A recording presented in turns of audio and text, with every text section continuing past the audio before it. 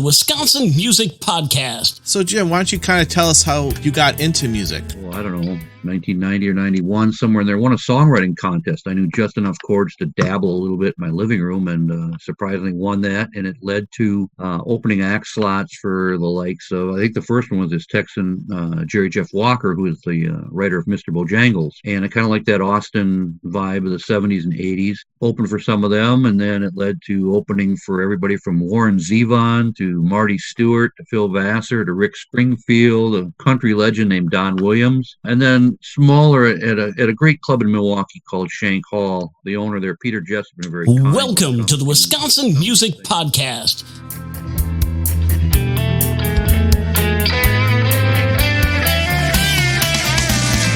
Here to introduce you to the great musicians and music businesses and organizations of Wisconsin.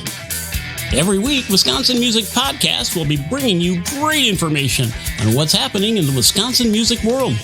For our music-loving listeners, we'll bring you music that you haven't even heard of yet from unique and talented artists and hear about their journey so far. You'll either hear live performances of their songs or songs from their selected discography. For our musicians out there wondering what they can do to further their recognition, we'll be calling upon Wisconsin music businesses and organizations to enlighten you on what they're doing to help further your music journey. And now, here's your host, Zach Fell. Thanks, Dean. Hey, everyone. Zach here from Wisconsin Music Podcast. Hope you all had a great Thanksgiving. I got to spend it with my wife and daughter, my two parents who have been isolated for the last 9 months up north. So we got to have a great couple days together up in Sauk County. This week we have Jim Hoehn. Jim is a songwriter, a sports writer, a teacher at Carroll College. He has a lot of great stories of traveling all over the country, playing music and writing for sports teams for his publications that he works for. We will also hear some of the songs that he has written throughout the podcast. So let's get to it. Here is our interview with Jim Hoehn. Hey, Jim, welcome to the Wisconsin Music Podcast. Why don't you tell a little bit about yourself? Hello, Wisconsin Music Podcast listeners. My name is Jim Hoehn. I'm primarily a career journalist, a lot of it in sports. Spent about a dozen years as a web producer at the Journal Sentinel in Milwaukee. As an offshoot of my writing, at one point I won a songwriting contest, and it led to some really amazing opportunities to open for some of America's finest songwriters. As an offshoot of that, this semester I'm teaching rock music roots and history at Carroll University in Waukesha. So it's all kind of tied back to my journalism and writing, but I've been a lifelong music fan thanks to an older cousin that was a rock and roll guitar player. So here I am. Excellent. So, Jim, why don't you tell us how you got into music? Sure. My oldest cousin, as I said, was a rock and roll guitar player in the early 60s in a band out of Eau Claire called the Thundermen. And they opened for a lot of national acts. And, when you're growing up and you see you have an older cousin that has a 62 Corvette convertible with a Fender Strat sticking out of the back, it does make an impression. So, listen to that. And then you grow up listening to what basically was the, classic rock, starting with the British invasion. Just always liked music. Wasn't in choir or anything. And then, I don't know, 1990 or 91, somewhere in there, won a songwriting contest. I knew just enough chords to dabble a little bit in my living room, and surprisingly won that. And it led to opening act slots for the likes of, I think the first one was this Texan Jerry Jeff Walker, who is the writer of Mr. Bojangles. And I kind of like that Austin vibe of the 70s and 80s. And opened for some of them, and then it led to opening for everybody from Warren Zevon to Marty Stewart to Phil Vassar to Rick Springfield, a country legend named Don Williams, and then smaller at a great club in Milwaukee called Shank Hall. The owner there, Peter Jess, has been very kind when it comes to some of these things. So I've opened for like a slide guitarist named Sonny Landreth out of Louisiana, and Rodney Crowell, and Mac McAnally, and a Texas band called Reckless Kelly. Just dozens of opportunities. Play out a little bit when I can. Probably would rather listen to music than play myself, but I like to write. I'm a horrible musician, but I write enough, and I've got a nice little niche. So that keeps me involved. For a couple of years, I did a radio show on Radio Margaritaville called the 3-Chord Barbecue, which was like Americana music, really. And then that led, it all ended up leading to this class at Carroll University, which is just a blast to teach. So when you were playing, when you're opening up for these bigger names, tell us that experience, what kind of impression it made on you. I think because having been a sports writer and you cover Brett Favre or Michael Jordan or those kind of players, you realize what your job is. You're not there for autographs, you're there to do your job. So it helped a little bit with the music, not being totally awestruck, but I liked Jerry Jeff Walker. That was probably half of my college record collection. And so when you go in there, you're given some instructions, some guidance that 30 minutes means 30 minutes, not 31. Right. That in largely the audience is not there to see you. They're there to see the headliner. My job is to try and bring people in to see the headliner. You don't ask them for autographs. You don't rush up and say, "Oh, by the way, I've got a CD. Would you like to listen to it?" You just kind of play it by ear. You try and be polite and respectful. But by the same token, these are free PBS specials. These are songwriting seminars from some of the best on the planet. And so it's just kind of a privilege to sit backstage. And usually you do end up talking with them. The Jerry Jeff Walker thing worked out enough where I ended up in Texas recording a couple albums or a couple of projects with the guts of his band. Why don't you kind of sidestep and kind of give the listeners a little bit of the story behind getting you down to Texas? Okay, well, I had met Jerry Jeff, opened for him a couple times, met his band, met another guy at a festival down there, and I do play out occasionally. I've been very fortunate to play places like Key West and New Orleans probably once a year. But I stayed in touch with this Texas guy, and I had enough new songs, and so he put it together, a Texas songwriter named Larry Joe Taylor, who runs a huge annual music festival. I ended up playing there a couple times, played a festival hosted by a guy named Gary P. Nunn, had written the old theme song for Austin City Limit, called the London Homesick Blues, which most people know as I Want to Go Home with the Armadillo. So I had these Texas contacts, and they said, well, why don't you come down here and try it? And I'd done a local product once. It was all right. But this Texas thing kind of fell into my lap and looked at the budget and figured I could try it once. And the record was actually pretty good. I was the weak link, but almost everybody else on the record had been on Austin City Limits. So I had Jerry Jeff's longtime. They were from the Lost Gonzo Band, what they were called back in their day. And so I had their guitarist, John Inman, ended up being the producer and fabulous guitar player, the best in Austin, which is saying a lot. Bass player and harmony singer was Bob Livingston. And then the piano player ended up being Floyd Domino, who was with Asleep at the Wheel and then went to Broadway. And then later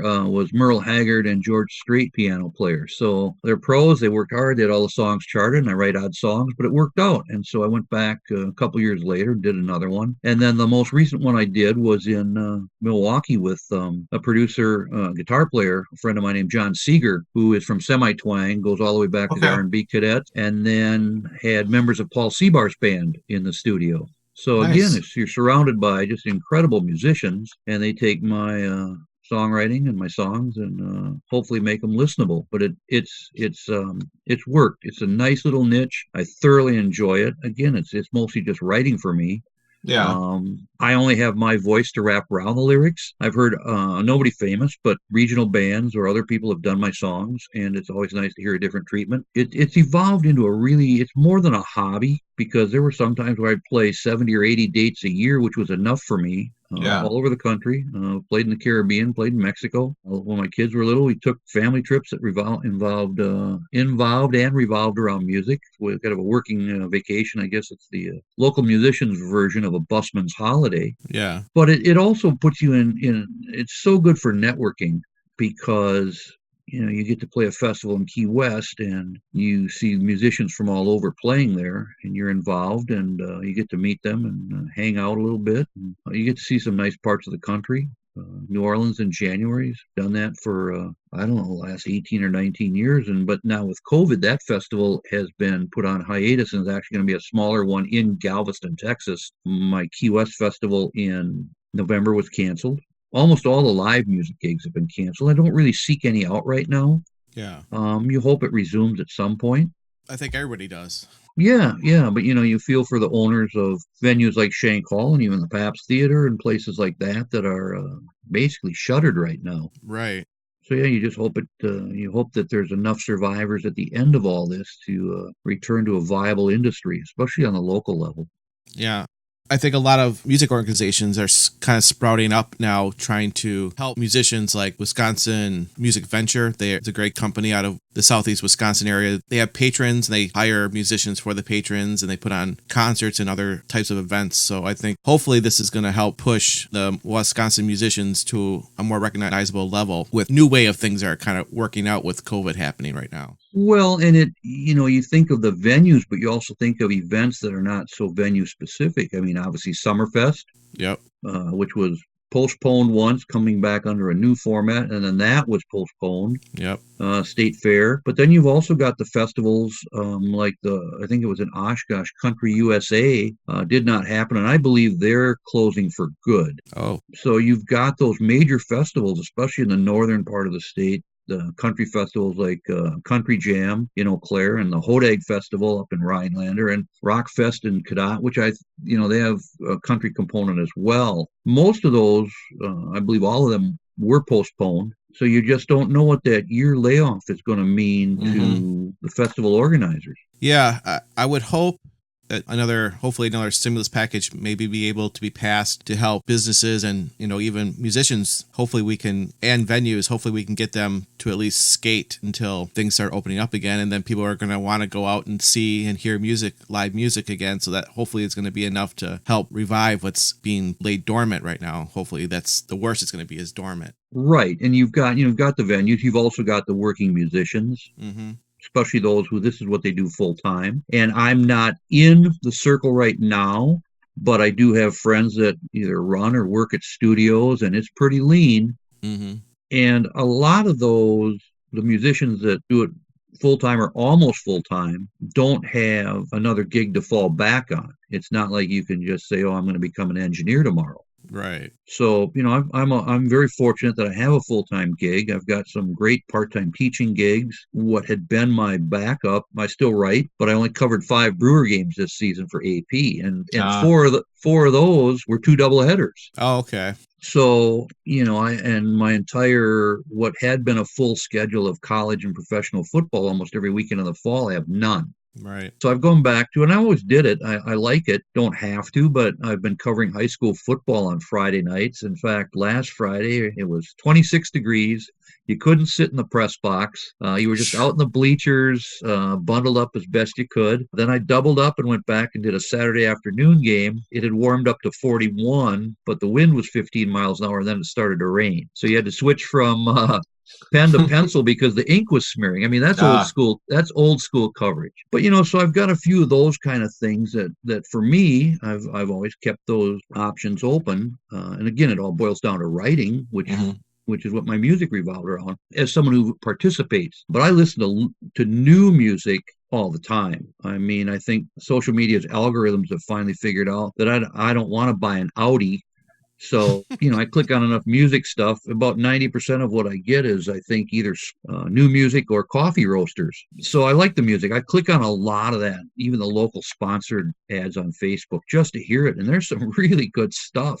Yeah. That is not on mainstream radio. So you kind of hunt it out, and then I tend to share that and certainly order a lot of music that just gets sent my way. Excellent. And I think I'm going to come back to that towards the end, is asking you what's on your playlist. But I would like to go back to before COVID and you were out doing gigs. Can you kind of compare what you thought other locations outside Wisconsin were doing better than what the local scene in Wisconsin was doing? Well, there's vibrant music scenes all over. And ironically, before I came back to Wisconsin, I had taken a buyout from the newspaper industry and gone back to school and gotten a master's degree and ended up working at a college near Seattle. My family stayed here because we had kids in school. And so I was kind of bouncing back and forth. I could work from Wisconsin at least 1 week out of the month. And what you bump into, though, is Seattle has a very vibrant music scene, art scene overall. I mean, author events and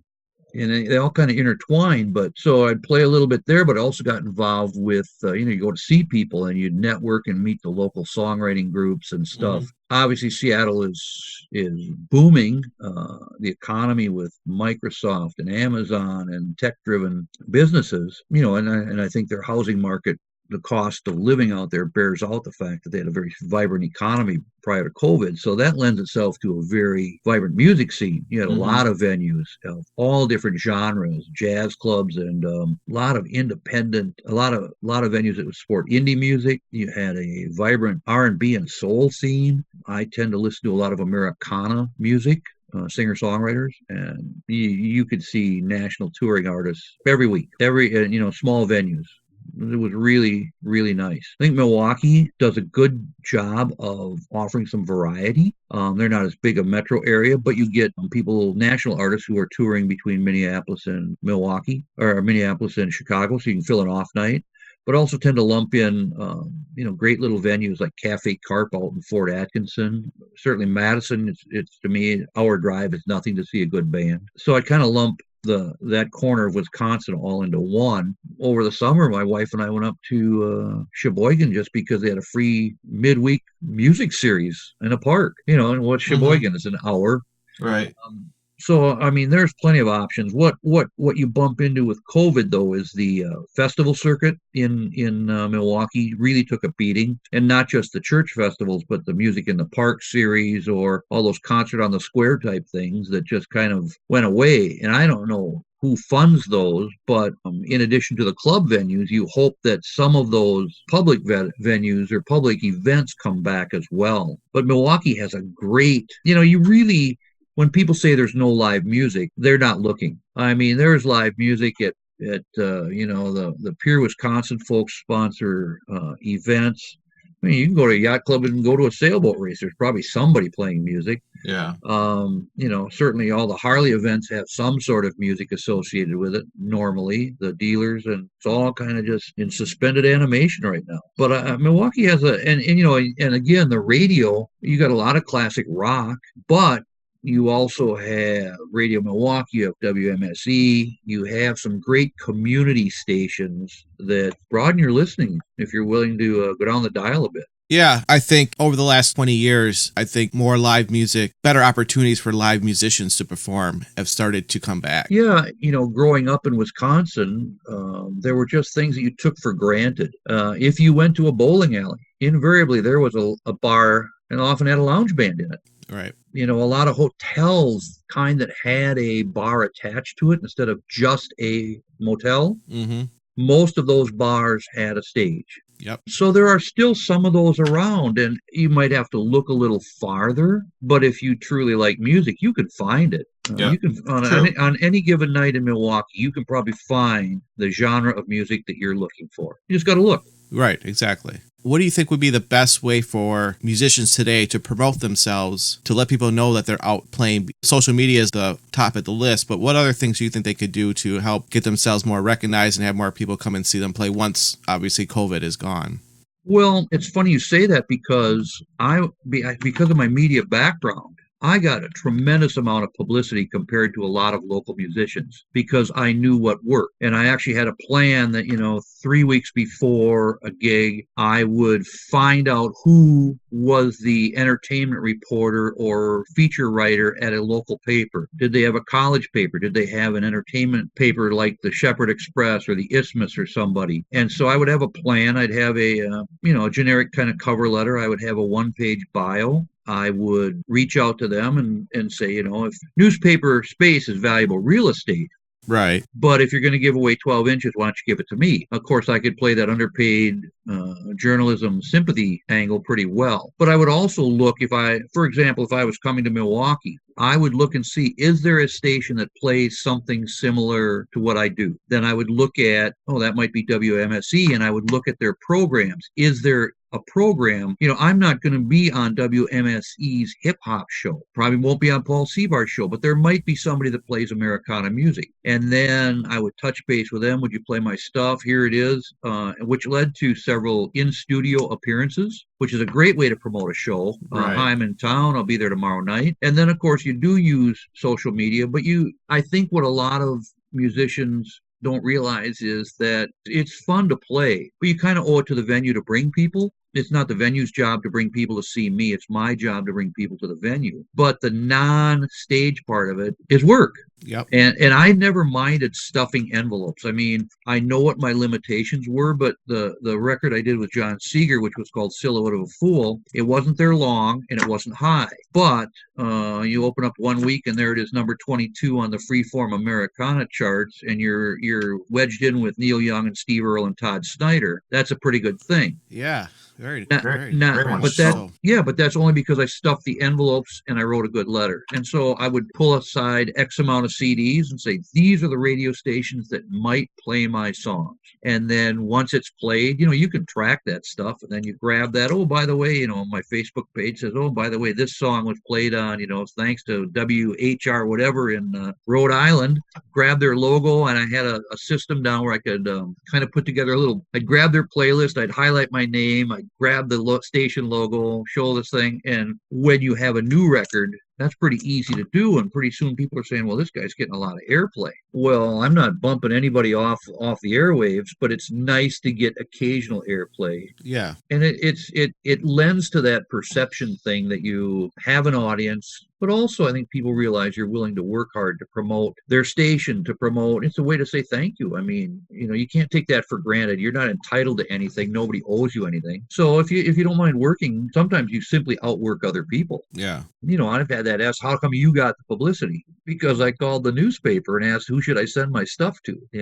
I am a writer. Most of my songs have a grain of truth in it, and then sometimes you embellish it. There was one I got it came out of the Madison, Wisconsin police reports about a street singer that he didn't like being heckled. And he had a great street singer name, Bongo Jesus. And so I wrote the song, and that was one I did with John Seeger. And then, you gotta add a little Hammond B3, and you've got Reggie Bordeaux on drums from Paul Siebert's band, and Mike Fredrickson on bass, and John playing guitar. They did the background vocals, so it was it's a nice treatment of a song that I still play with just an acoustic guitar, but it's way different. Yeah. Where did you record it? John Seeger has a small studio. Okay. And that was the first one I'd done since really coming back to Milwaukee.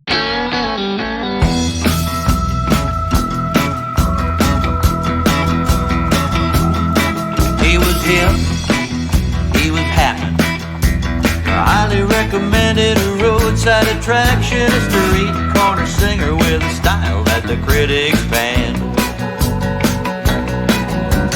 Not really folk, not really blues, more like a poet that had blown a fuse, or maybe just a weirdo that they kicked on out of the band. Well, State meets Johnson, Madison, Wisconsin. He'd set up shop every morning about 10:30. He wouldn't tune up and he wouldn't turn down, irritating everyone for blocks around. Play the 3 songs that he'd know and start over again. They called it Bongo Jesus, but I don't know how come. They called it Bongo Jesus, he didn't have a draw. He'd be banging out tunes on that old guitar, swearing at pedestrians, yelling at cars, spouting the gospel and gibberish in the key of G. One hot summer morning, he was revving it up to rarefied form, blaming the music business for his run of bad luck. I was sucking been stole by this Nashville dude. Why is he the one who always gets screwed? When a voice from the crowd said, 'cause you pretty much suck.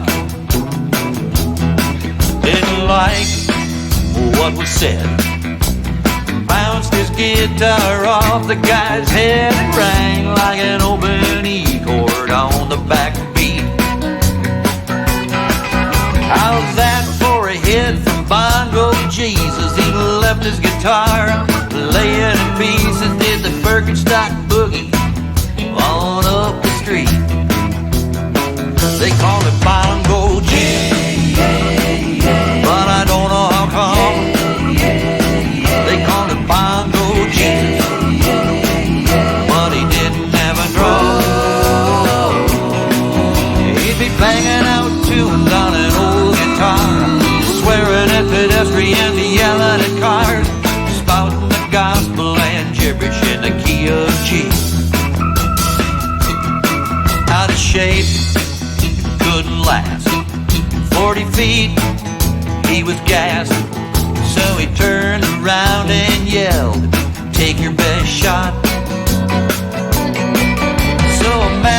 cop with a handheld taser sent 80,000 volts through the so-called savior and brought the show to a halt right there on the spot.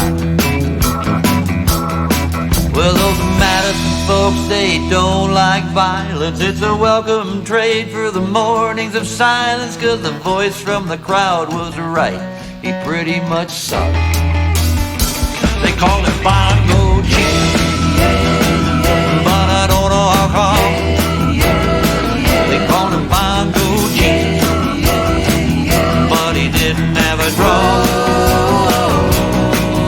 He'd be banging out tunes on an old guitar, swearing at pedestrians, yelling at cars, spouting the gospel and gibberish in the key of G. Spouting the gospel and gibberish in the key of G.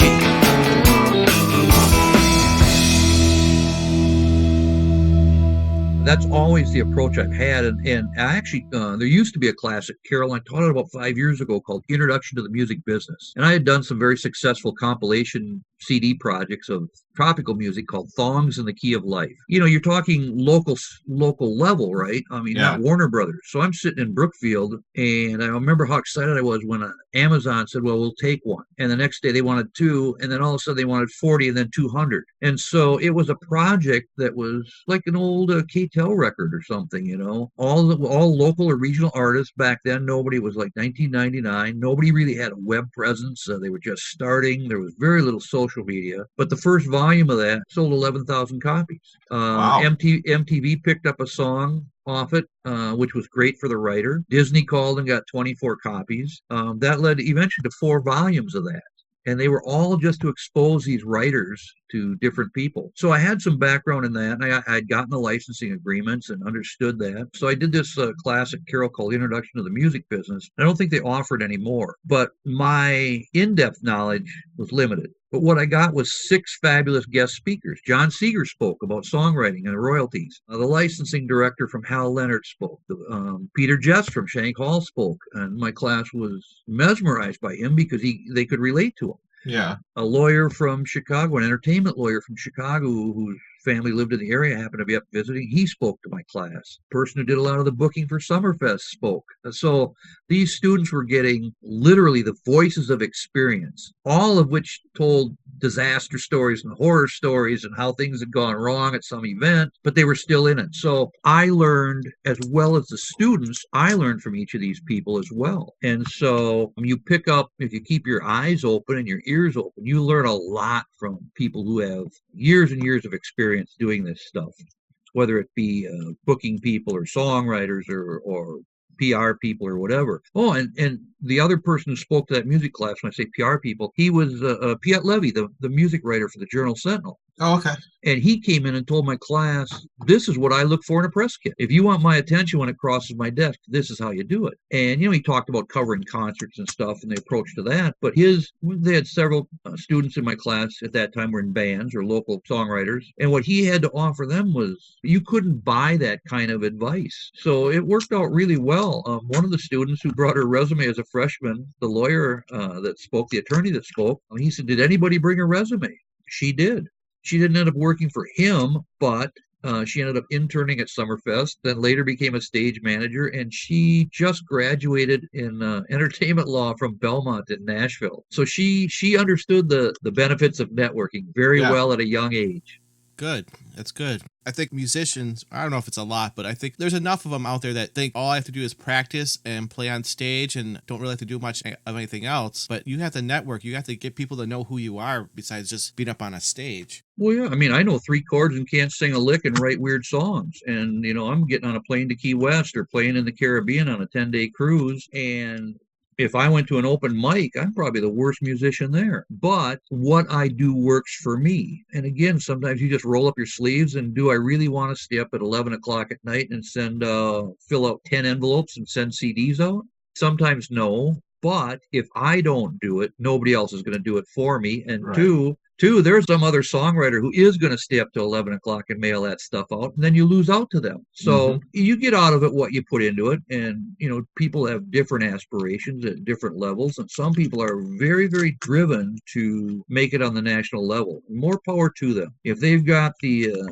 ability and the work ethic, good for them. It's always kind of nice to look in and say, hey, this guy's from Kenosha, as opposed to somebody from LA. You have that kind of you root for those kind of people that might be from your area, your hometown, or that kind of underdog thing where some local teacher wins a songwriting contest, and the next thing you know, they're on some TV show. It's like, good for them. Right. Great. Exactly. Obviously, you've had a lot of experience in entertainment. What would be like some red flags you'd like to pass on to people listening? Well, I think, there is nothing wrong with a really good cover band, and you can enjoy it. You can make money. I don't have that skill set, so I wrote. If I had to tell somebody that even was thinking, don't ever apologize for trying to write a song, because there are options and opportunities for original music and people who produce original music. That said, if you want to play, you want to be in a Van Morrison cover band, by all means, do that. But I think some of the things you bump into are, even on the local level, it's no secret. If are you playing in a bar from 10 to 2? That's a grind. Do you want to drink when you play? Do you want to have fun, or are you serious about it? Again, those are all individual choices as to what people want out of that. But in teaching this class that I've taught, you look at some of those, you go all the way back to Bobby Fuller from I Fought the Law, who was found dead in a car, and he was 23 or 24, right when he was becoming a big star, and that's never been solved. You look at Marvin Gaye was shot by his father. Of course, you've got the Jim Morrison, Jimi Hendrix, Janis Joplin, Graham Parsons. That road is littered with a lot of bodies.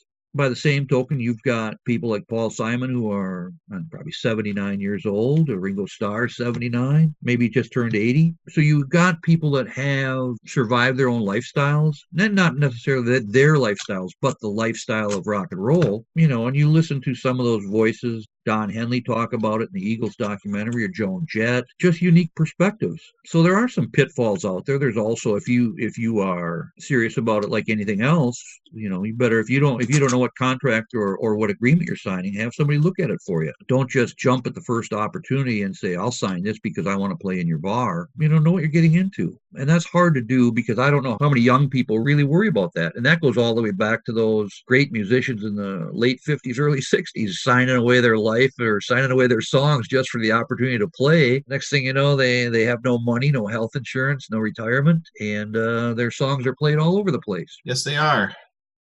Yeah, businessmen taking them for a ride, and they didn't know what they were doing. Their head was spinning so fast. Yeah.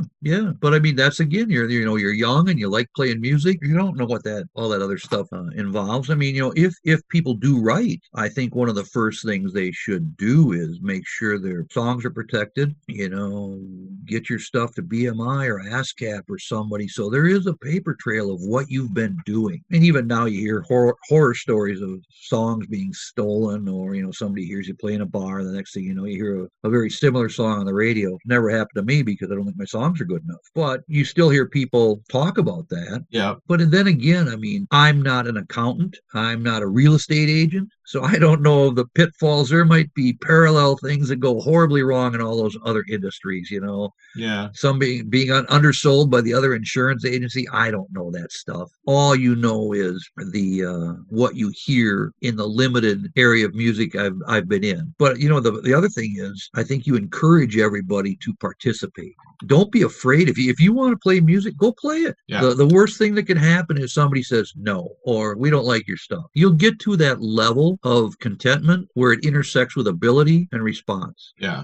Some people are just so driven and motivated, and they won't take no for an answer. They may not be the best at what they do. They may not be the best singer. They may not be the best songwriter, but that drive and desire goes a long way. And again, more power to them if they want to take advantage of an opportunity. And it happens at different times in life. If you're somewhat younger, you do not have family obligations, it's a little bit easier to roll the dice. A person with 4 or 5 kids who comes home and says, oh, by the way, I quit my job because I'm going to play music. That's different. I mean, that's a really tough road. That's a tough decision to make. Some people do. I don't think I would ever have the guts to do that. I know I didn't. But there are others. And again, who am I to criticize somebody for their choice? But what you tell people is if you want to succeed, you got to work hard. And it may not just be practice. It may be learning how to write a cover letter.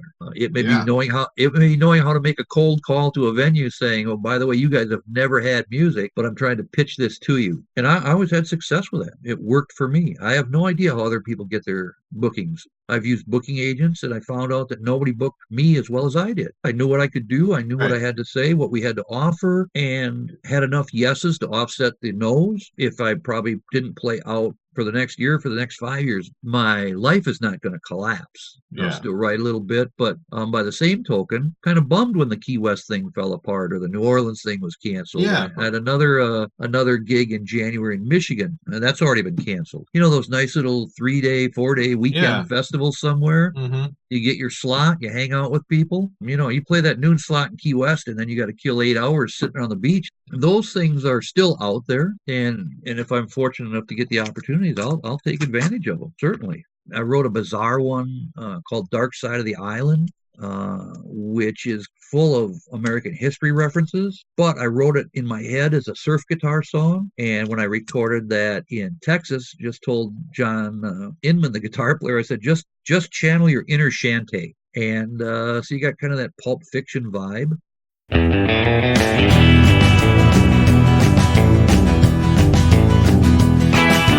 Herded like sheep through the charter jet line.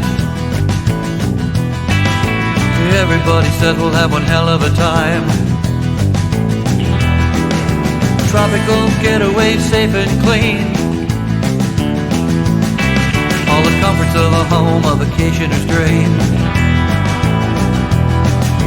If you'd like a little bit more, urges that you'd like to explore, then you come with me. Come with me. Come with me to the dark side of the island, where Houdini's at the bar doing sleight of hand tricks for the charter boat captain from the river Styx.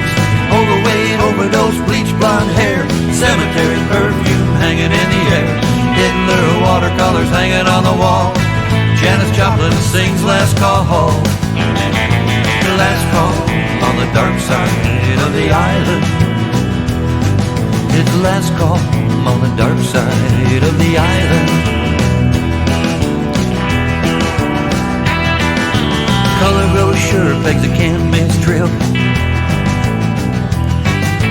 Happy hour sale on the hotel ship. Cheap Mexican beer in the afternoon. Got a karaoke guy doing buffet tunes. Stars on the water. Stars on the water. If you'd like a little bit more, balls to the wall, flat out full bore, then you come with me. Come with me.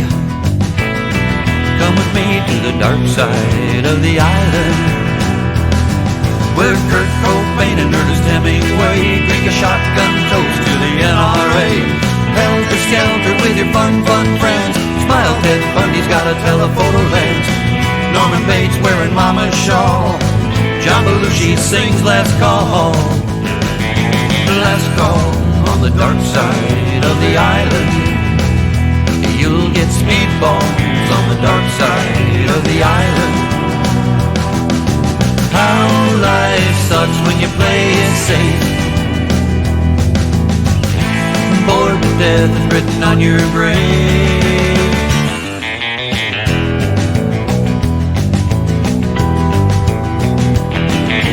Headed for home because your week's all done. Homogenized, sanitized theme park fun. Say goodbye with a superficial kiss. Can't help thinking that there's something you missed. If you'd like a little bit more, deep down dark where the demons roar, then you come with me. Come with me. Come with me to the dark side of the island. Well, you're back to the door, holding aces and eights. Amelia's flight's just a little bit late. Meet the shadowy figure from the grassy knoll. Dance with the devil playing rock and roll. Hunter Thompson, guns and alcohol. Warren Zevon's writing down it all. Last call on the dark side of the island. You'll hear werewolves on the dark side of the island. Won't you come with me? Come with me. Come with me to the dark side of the island. Let's talk about the positives. What have you seen that has stuck out to you that is some really good positives about the local music scene? I think the venues, the opportunities are there. I mean, if you want to play music, there's a lot of places to play. Now, do you want to play, and have that in your head that you're going to make $5,000 a night? Well, good luck with that. Yeah. So, what are you willing to work for? But that's the same as any. Basically, musicians are freelancers, and that's no different to me than somebody says, do you want to cover the Packers on Sunday? Well, absolutely. And there are people that think you're going to make thousands of dollars. Well, first off, journalism, not really a high-paying career field. But if somebody says, would you rather make, a couple $100 to go cover a football game as opposed to watching it for free from home? I like being in the press box. I will go, I will drive. Last summer, my dad was still alive, was up on the western side of the state, and I would get up to see him when I could. But I was able to wangle a couple of weekends of covering the Twins for AP up there, which, go see my dad in Eau Claire, go up and cover a couple of Twins games, come back through Eau Claire. And I like that. One year I played music in New Orleans. I did a magazine story on the World War II Museum. But also there was a kid from Wisconsin, a young man from Wisconsin, he was a Wisconsin High School Player of the Year in basketball, played for the Badgers, wasn't a college star, ended up signing his first full NBA contract with the Pelicans. So I was in New Orleans. I played my gig, played my first gig. Next morning, got up, went to the Pelicans practice facility and interviewed people. Then I came back and played my second gig, which at that time was the old Margaritaville down on Decatur, right out on the edge of the French Quarter. Hustled over to cover the NBA game, which was the Pelicans and Golden State. Took advantage of that NBA pregame meal, hung out, did my story, walked back across the French Quarter. For me, that was like the perfect self-employment weekend. Yeah. I got to cover basketball. I got to do a magazine story on the World War II Museum. I got to play a couple of music gigs in the French Quarter. That's for some people that might not be considered a great weekend. For me, it was pretty high on the list. I'm thinking this is wonderful. Maybe it's just licensed immaturity, but it was. I thought it was a good weekend. On top of that, I had gotten a deal, and I've done this a couple times. I'd taken the train down. I had a sleeper compartment on the city of New Orleans instead of flying. Oh, okay. So you add in all those other things, cover some basketball, write a magazine story, play a couple gigs, sleeper car on the train. That's not a bad weekend, I don't think. That sounds complete happiness, and that's success. If you're happy, that's successful. Yeah. And everything that goes with it. Some New Orleans food, listening to other musicians, talking to the guy from who grew up in Randolph, Wisconsin, and played for the Badgers, and then you kind of, at least for me, I retain a lot of those networking opportunities. I might not know where I parked my car, but I do know I saw you play at Tipitina's in New Orleans 3 years ago. And for whatever reason, that works. Plus, I like it. I mean, those are the things I like. When I'm fortunate to play music, I often look for freelance stories that go in conjunction with the trip or vice versa. If I have a writing assignment or a job somewhere, in fact, my current gig, I work for the Veterans Affairs now as a webmaster, and I'd worked in Milwaukee as a writer for the VA, public affairs person, and they had a meeting down in Chicago, and so it was a 2-day event. I just can't sit in the motel and watch TV, so I looked online, found what I thought was the best open mic, went down there, played a couple songs, met some people, hung out in a great bar full of Christmas lights, and then went back and got up the next morning and went to my seminars. So everybody has their choices, but I still stay in touch with the people I met at the open mic. And there were some really good songwriters. There were some great cover guys. Yeah. There were some that weren't so good, but who cares? I mean, but that's what I do. And that's always worked for me. You couple that with being out and about, and you're the guy that'll stop it. Oh, look here's the world's largest ball of twine. I always pull over. I always look for those weird things because you just never know. So yeah, it all kind of intersects, and I think that kind of like everybody has that as you get older. Those things you kind of reach that comfort zone, and this is kind of what my comfort zone is. It's music, sports writing. I don't really watch much sports on TV. I'd rather listen on the radio so I can do other stuff. Yeah. Read the papers incessantly, go to the library all the time, and I use my library card a lot. So you got this kind of nerdy existence where it's kind of like a little bit of music, a little bit of PBS, a little bit of sports, a little bit of outdoors, some history, national parks, all that stuff. And it just kind of filters down into your comfort zone, and that happens to be mine. Sounds perfect. A lot of people would love to have an experience close to what you're doing right now. Well, it's nice. And then if you got a second job, there are some people who love to work at Home Depot because they are working at a store like that because you get an employee discount or something, or, it's their area of interest. Yeah. My second gig ends up teaching this music class at Carroll University. I'm probably enjoying it more than the students. With COVID, we can't have people come in, but we've had, it's built around documentaries. I don't think you learn music from a textbook. So each week is a documentary. I've had great virtual guest speakers chime in. We watched a documentary on the Wrecking Crew, which was about the famous LA Session guys. Mm-hmm. Well, the guest speaker was Denny Tedesco, who's the producer of the film and the son of the late guitarist Tommy Tedesco. Oh, wow.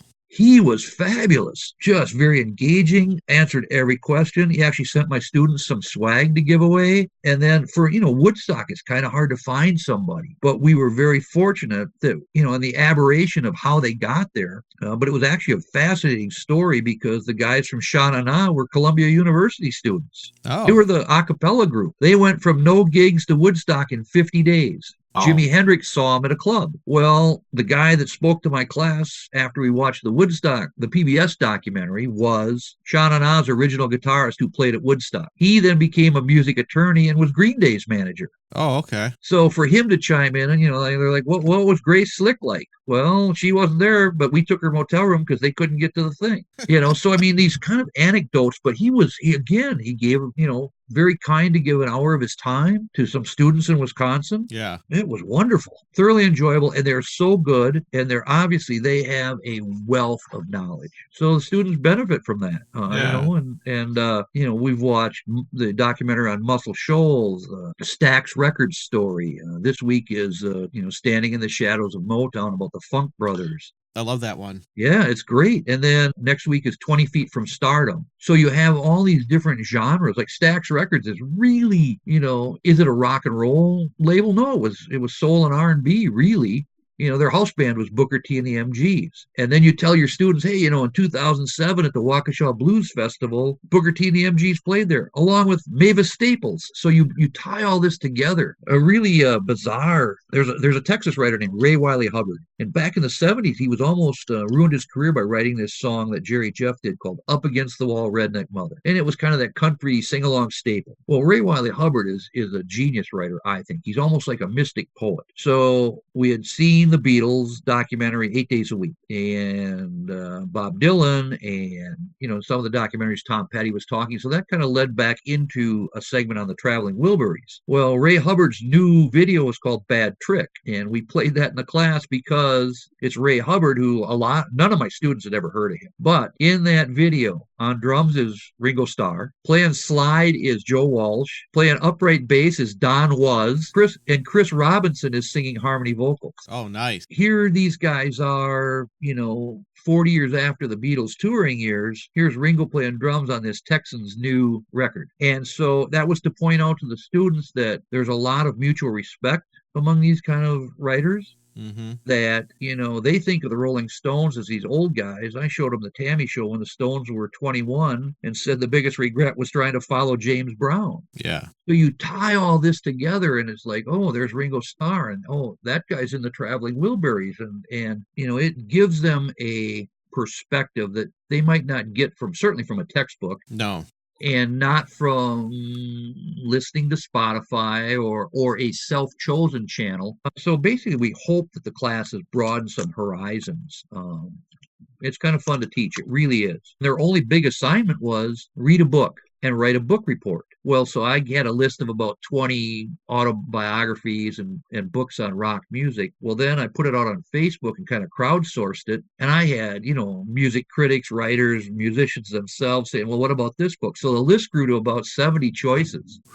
And all they had to do was read it. That was their only big assignment. Read a book on whoever you want off this list, or if it's not on the list, let me know and we'll approve it. Right. So you had everything from Tom Petty to Dylan to the Eagles to Peter Roller's book on Milwaukee garage bands. One of the students read that as his choice for the semester. I'm like, good, fabulous. And so the surprising thing was, it's not on my radar at all, but I get to teach that class again next semester. Oh, cool. So we got some different books, students feedback on the documentaries, got some different guest speakers in the pipeline. And like I said, I probably get more enjoyment out of it than the students. I like the documentaries. I like them all. I like the guest speakers. I like researching it. I like putting together the listening quizzes, name that song and name that artist, and some of the answers are pretty funny. Some of them they didn't pay attention in class. Yeah. But it's supposed to be a fun class. It's not calculus. It's not physics. It's not a language. It's, they can beat themselves up over those other things in their majors. And, I got physical therapy majors. I got nursing students. It's general education. It's not music majors, which is really nice. They're very engaged. And of course,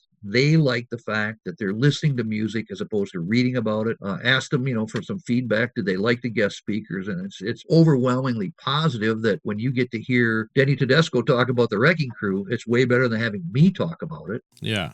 The guitarist from Sha Na Na, they had no idea even who Sha Na Na was. But by the time they were done, they knew Woodstock. And, it just lends so much depth to those kind of presentations. And right now, I think, unfortunately, from a business standpoint, some of the people that have indicated an interest for next semester are available because they're not playing or they're not in the studio or they're not doing what it is they do. Right. So I think they've got time on their hands and they like sharing their knowledge with younger people, which is great. I mean, more power to them too. Mm-hmm. Fabulous that they're willing to do that.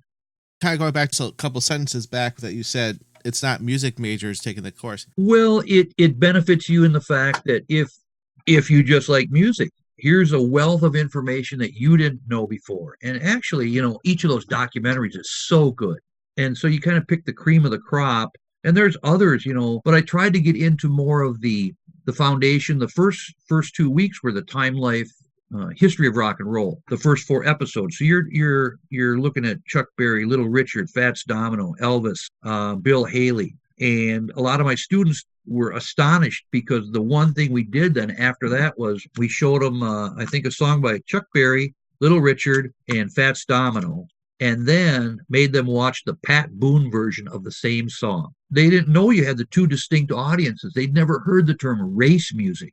Gladys Knight talked about being taken off a bus by armed guys in the South. Mm-hmm. That was all new to them. And then, of course, they wrote about how these songs were being stolen. And we went back and read between the lines where Little Richard said, Pat Boone want to record my song? Great. And I explained about songwriting royalties and who got money from what. There's when the Beatles were doing Roll Over Beethoven, that didn't hurt Chuck Berry's bank account. No. Those songs, and when they say they were stolen, only in the fact that if you had an unscrupulous record company that didn't pay its royalties. But if everything was above board, having the Rolling Stones do something by, a Stax record artist, I think Arthur Anderson, that's pretty decent. Yeah. And then, Stax Records' star was Otis Redding. So what we have is supplemental readings. And so here's the news clippings on when Otis Redding's plane went down in the lake in Madison. Here is the monument to that. And, they didn't realize that really Sitting on the Dock of the Bay came out after he had been killed in a Wisconsin plane crash. All of that was new to them. But fortunately with the internet, you are able to get the original news clippings. You are able to get great interviews. Nobody cares what I think about the Traveling Wilburys. When you can watch an 8-minute video of George Harrison talking about how they founded it, basically he was going to dinner. Yep. And he said, I called Bob Dylan, who had a studio in his garage. And the next thing you know, Roy Orbison's hanging around and Jeff Lynne is here. Well, let's do this. Those to me are much more valuable than anything I can say. I just kind of sit back and, you're kind of like a traffic cop. Here's all this information, funneling it through. But, if you, as a music person and a music educator, what you find out is you get students who may not want to be a musician or a music major, but yet they have kind of an interest. And this class is really perfect for them because it pulls them into the music scene a little bit. And if nothing else, I told them, they can go home on Thanksgiving and talk to their parents or their grandparents about all that music they had to listen to when they were kids. Now they understand it. I wrote a ballad about an older woman in Wisconsin who had dementia, but she used to be a country western singer. And it all stemmed because my sister was going to rent costumes for one of those murder mystery dinner theater things where the audience is part of the play. And this older lady rented costumes, which turned out to be like her Dale Evans outfits. Oh, okay. So I wrote this. It was going to be a magazine story, and the woman passed away before I could do an interview, and I turned it into a song. I left a poem stuck in the door handle, and about 3 weeks later, I get this package from Chippewa Falls.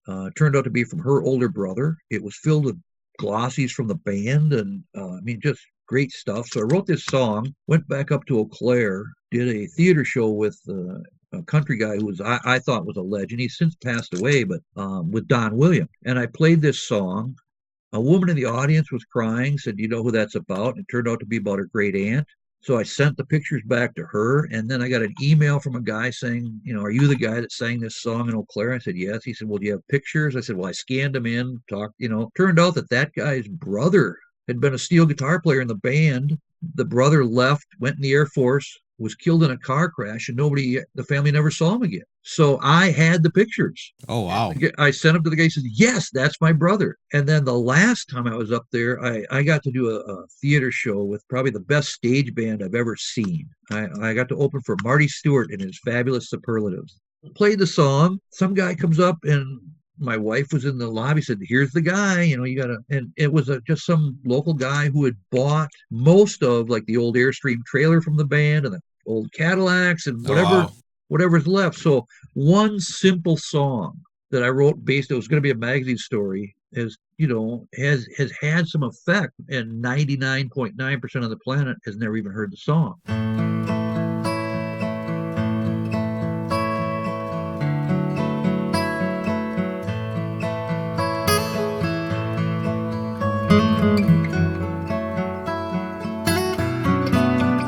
She's a silhouette in a lonely room, a lifetime fading on the wall, like the opening of the co-op store, blue dot flash bulb caught it all. On her good day she's got her memory, 30 or 40 cats, a closet full of dancing boots and sequin suits to match.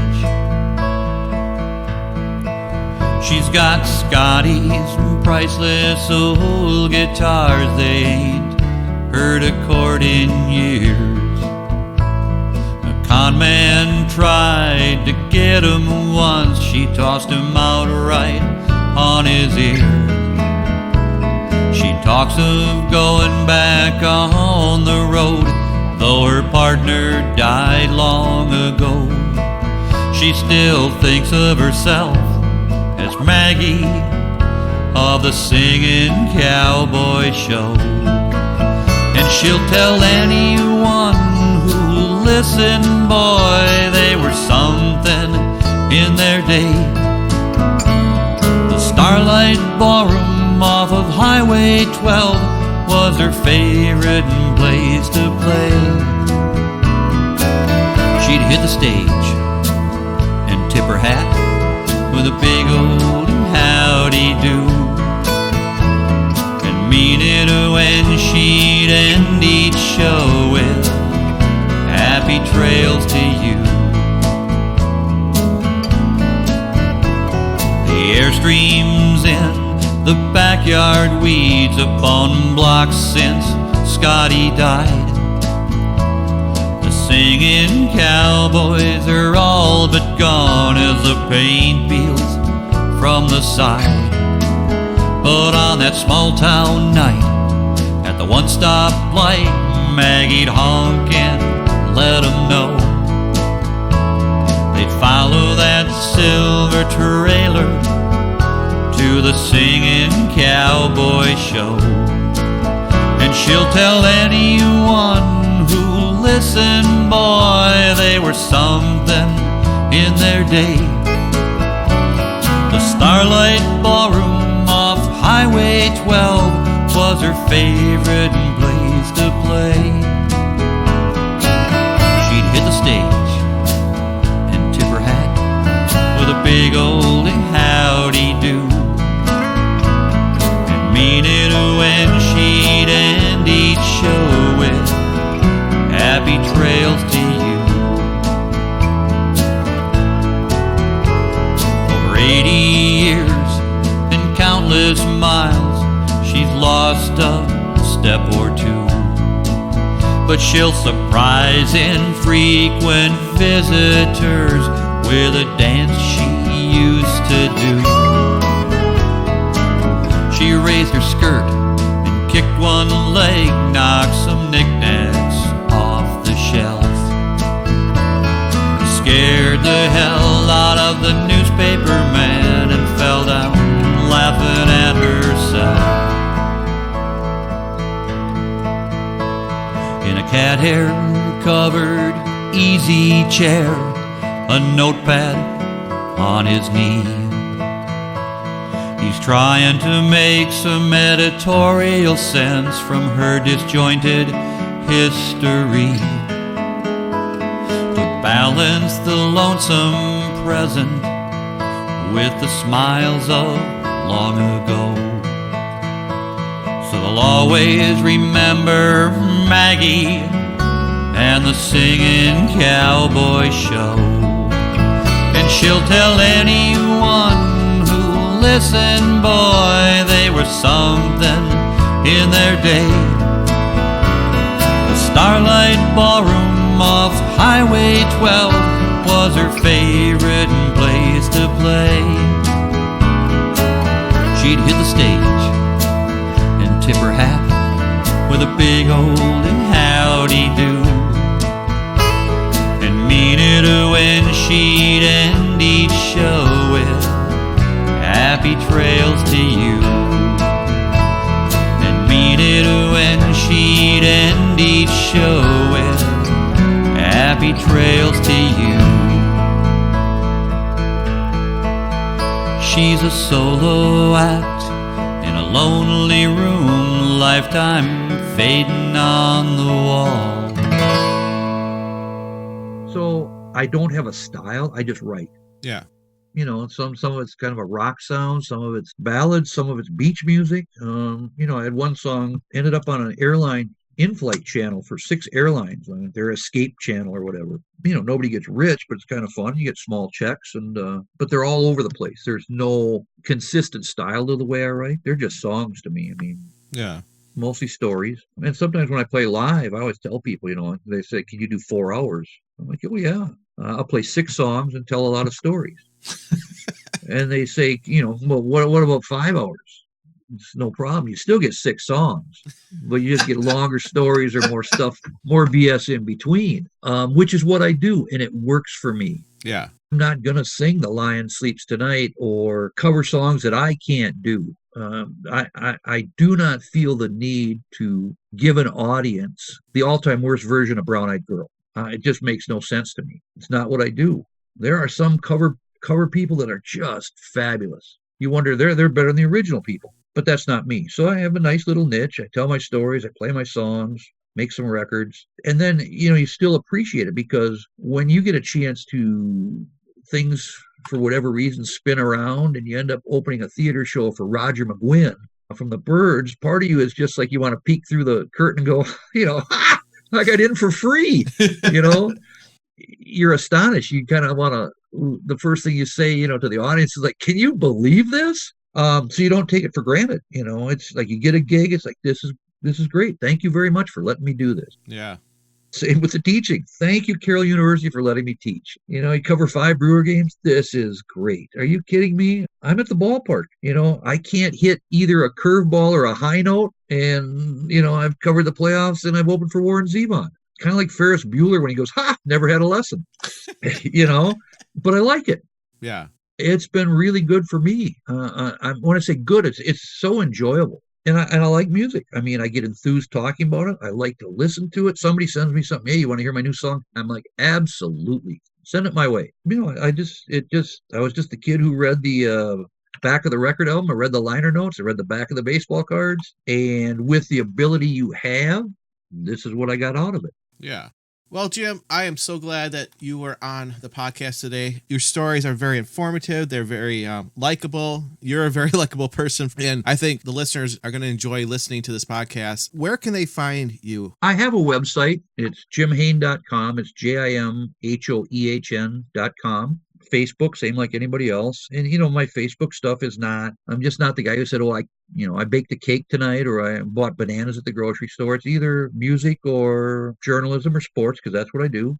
Song clips are on SoundCloud, but I think you can get them off my website. Even my website, the Milwaukee VA, which is a very historic property, has this great old theater from the 1880s. It's all run down. It's closed up, but there was a great photographer, Dion Yankee, who's from Milwaukee, lives in Nashville. She happened to be in town. The engineers let me in. And so the promo photos are taken in this theater that's got holes in the ceiling. It's got an old Wurlitzer piano with the keys curling up, and it just radiates history and just, it was so cool. But again, nobody's going to put me on TV because I had this promo photo. It was more like just to experience that building and work with a photographer like that. You do it once in your life. Right. And then you hope that, somebody sees that photo and says, oh, this theater is worth saving. And it leads to some miracle down the road. Because, the Milwaukee VA right now has got that other old building, the big one that's visible to the skyline. That's being made, and that's from the 1860s, I think. That is being made into housing for at-risk veterans and their families. This is a building that's 150 years old that is being restored to its original purpose. Wow.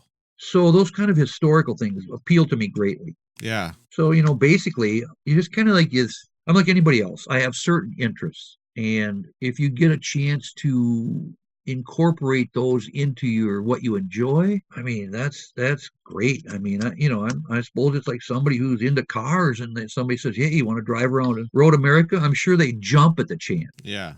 Somebody who golfs, they say, hey, by the way, I got a free round at Augusta. You want to go? And the guy's like, I'm going to shoot 140, but I don't care. I'm going to Augusta. So that's kind of what I feel like. Cool. Well, it sounds like you're living your life to the fullest you can. You're not going to miss any opportunities that you come across as much as possible. Well, no, I mean, I reached out to you, didn't I? I mean, wow, this is great. Here's a music podcast. What I do listen to is all those young guys on some of these, like you listen to these documentaries. And if you think that these young hip hop artists do not know the history of Curtis Mayfield and Marvin Gaye and the Philadelphia Sound, you're crazy. Right. Yeah, absolutely. They are, that's their craft. They have learned it. And so you appreciate for what they put into their art. You just got to respect craftsmanship no matter what it is. But I'm pretty lucky. I get to do this, but then I have no other skills. It's not like I'm going to be a plumber or fix your car. I can't do that. No. I have this, But you're doing what you love, it sounds like. Yeah, I mean, I've got a full-time job, and I'm lucky that I like my jobs. I've always liked them because they've been an offshoot of what I do. It's kind of like what I do. I teach high school band, and I also ran my own recording studio. I do online mixing now. I do the podcast. Everything I do revolves around music somehow. Right. And so if you like it, I mean, that in and of itself is kind of its own reward. And I'm sure it feels good to you when you hear from a former student who you've had an impact on. You might not even have known that you had that influence. And they say, oh, by the way, I'm doing this, or thank you so much for steering me in this direction. Or, just you didn't do it with that in mind at the start. But when you get that kind of feedback, it kind of validates the effort you put into it, justifies your existence, makes you feel good. Yeah. I mean, today when I was teaching, I teach a beginning guitar at my high school. And today I showed them how to change strings on the guitar and actually had them change the strings on the guitar. And they were enthralled the whole time. They were like, oh, this is cool. Oh, this is how you do it. Oh, this is really awesome. Right. And it's such a basic, taken for granted skill. Right. That a lot of people overlook that. And it's not intuitive. No. There's nothing more nerve-wracking than to have one guitar, you got a 30-minute opening slot, and 2 songs in, you break a string. You got like 15 seconds to replace it and tune it and stumble through the rest of your, by now you got 18 minutes left, and you got a guy in the front row who's 12 beers into it screaming, "You suck." That's a lot of pressure if you're not a professional. Right. So, exactly. those students will remember this the rest of their life. Yep. There are some of them who every time they change their guitar strings will think back to this first moment. And that's really all you can hope for. Yep, exactly.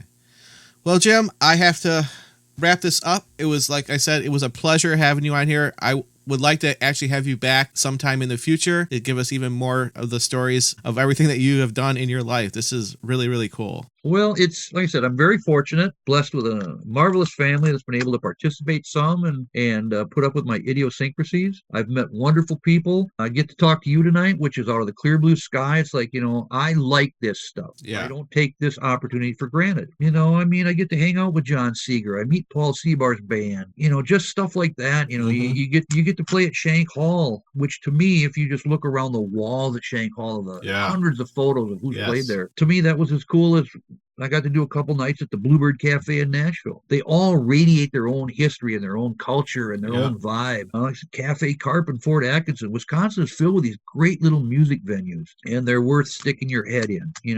Hey, open mic night at Littleman's. Might as well go in and see what's going on. Yep. So, that's good. It's really good. I just appreciate the fact that you let me talk. Well, I appreciate your time. Let me share the music that I know with you. That's great. Yeah. And I wish you all the best. This is such a cool thing. Thank I know you. the effort that goes into it and the time, and you could be doing anything else on the planet, but you let guys like me talk, and you're building an audience, and it's kind of like a venue. Share this as much as I can. Thank you. My job is to bring people to your podcast, not your podcast to bring people to me. Well, I appreciate it. I really, really do. Have a great night, and You too. We will meet again. Yes. Well, I hope you guys enjoyed that interview with Jim Hoehn. Lots of great information there. I would like to thank Nate Wyckoff of Frequency Farm Recording in Wisconsin, Dean Bundy, our voiceover talent, CWHipHop.com for syndicating our podcast on Mondays at 4 p.m., and to ZTF Studio. ZTF Studio is an online mixing and recording studio, doing professional mixing and recording for the last 18 years. If anyone out there is at the point of getting their songs mixed and or recorded, contact Zach at ztfstudio.com for any of your professional needs. We're going to let Jim play us out with his song, Callin' It Gone. Have a great week, everyone, and we'll see you next time. Bye.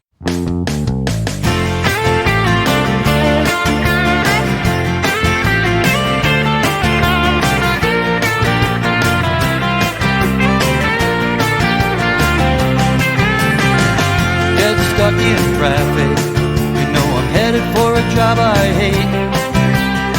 Ain't nothing moving but the hands on my watch. Full throttle, hurry up and wait. I'm sick of the rat race, can't take one more day. My life is too short to live it this way. I'm dialing the office, put the boss man on. I'm not calling in sick, I'm calling in gone. I'm calling in gone. Full-fledged adios. I'm trading this cubicle for a spot on the coast. I'm gonna find me a beach, oh, that's where I belong. I'm not calling in sick, I'm calling it gone.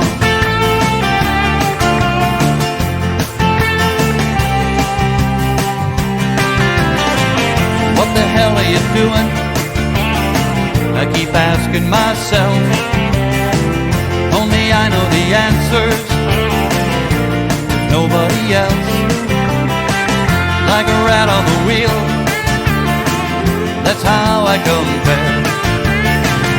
I'm running all day, but I'm getting nowhere, so enough is enough. Man, I'm saying so long. I'm not calling in sick, I'm calling in gone. I'm calling in gone. Full-fledged adios. I'm trading this cubicle for a spot on the coast. I'm gonna find me a beach, oh, that's where I belong. I'm not calling in sick, I'm calling in gone.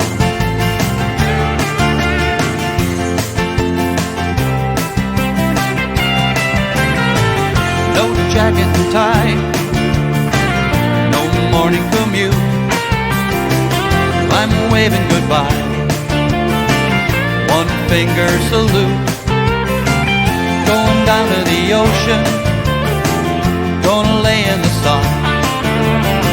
The only boss I'll hear is singing Born to Run. Now I got plenty of room, why don't you come along?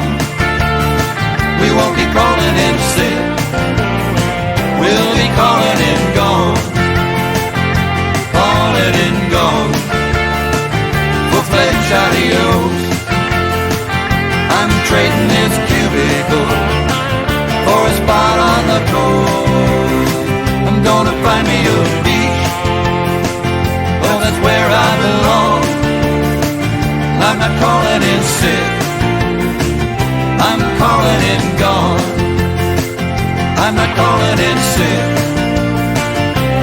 calling in gone. I'm not under the weather, man, I'm totally gone.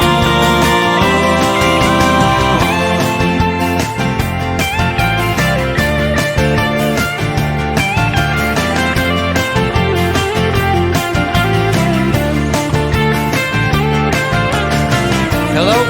Yeah, it's me. I won't be in today. No, I'm not sick. In fact, I never felt better. Come on, baby, let's just get in the car and go. You know, put the top down, put your feet up on the dash, chica, let the wind blow through your hair. You know, John Prine said it's a big old goofy world out there. I think maybe we should go see some of it.